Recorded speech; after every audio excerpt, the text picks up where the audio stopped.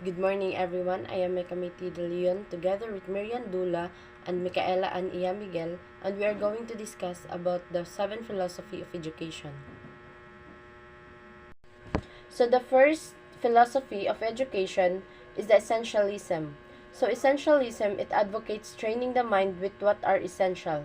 In this philosophy, it aimed to instill students with the essential or academic knowledge, enacting a back to basic approach. The emphasis of education on academic content for students to learn the basic skills or the fundamental are such as reading, writing, arithmetic, and right conduct. So essentialist teacher emphasis on mastery of subject matter. They are expected to be intellectual and moral model of their students. They observe core requirements and longer academic year.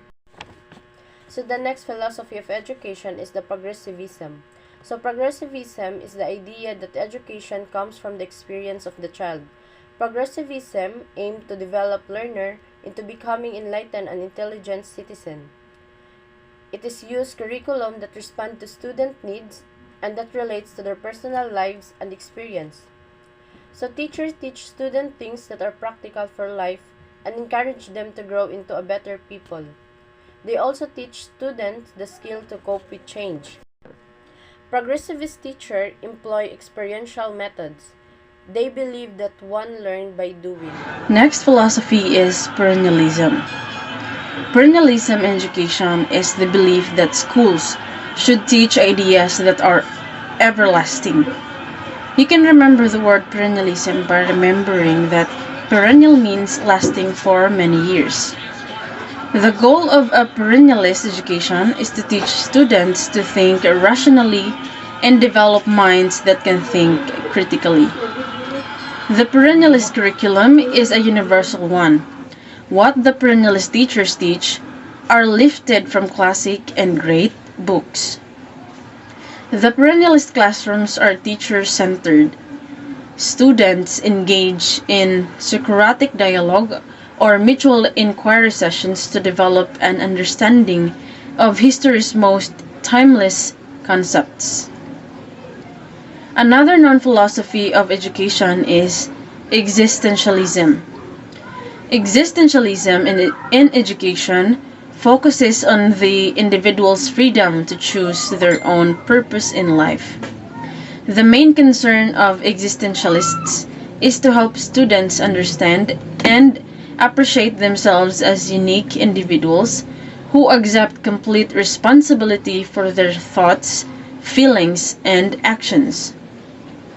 In existentialist curriculum, students are given a wide variety of options from which to choose. Humanities are given tremendous emphasis. Existentialist methods focus on individual, learning self-paced and self-directed.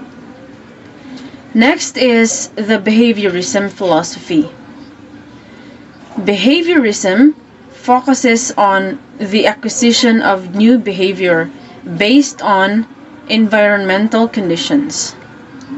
Behaviorists are concerned with the modification and shaping of students' behavior by providing for a favorable environment, since they believe that we are product of our environment. Behaviorist teachers teach students to respond favorably to various stimuli in the environment. Teachers arrange environmental conditions so that students can make the responses to stimuli. They provide reinforcement and punishment to reinforce positive responses, and we can eliminate negative ones. So we're all now in linguistic philosophy.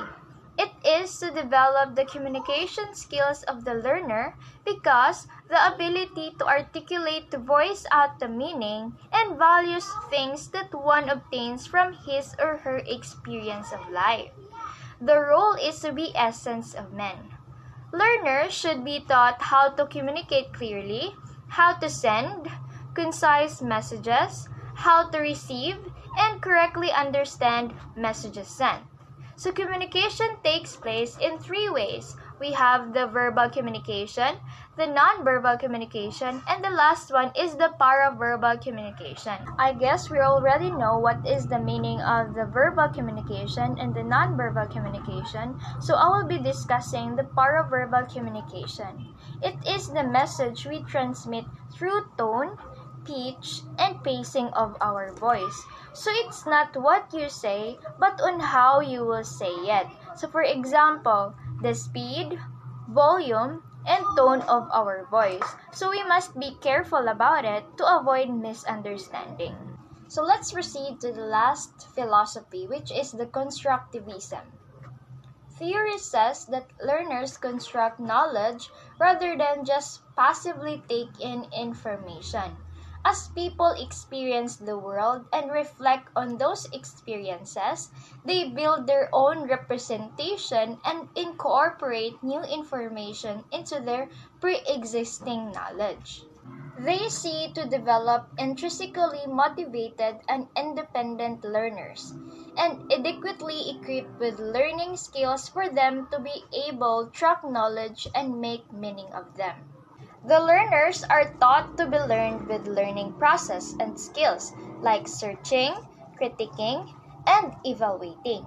The teacher provides to the students with data and experiences and allow them to hypothesize, predict, manipulate objects, pose question, research, investigate, imagine, and invent. So we already discussed the 7 philosophies, which are the essentialism, progressivism, perennialism, existentialism, behaviorism, linguistic, and constructivism.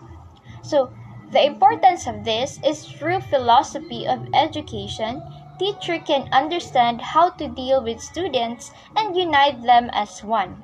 The philosophy of education has a profound impact on the students' learning. I hope you've learned something. By the way, I'm Micaela and I'm Miguel. Thank you for listening.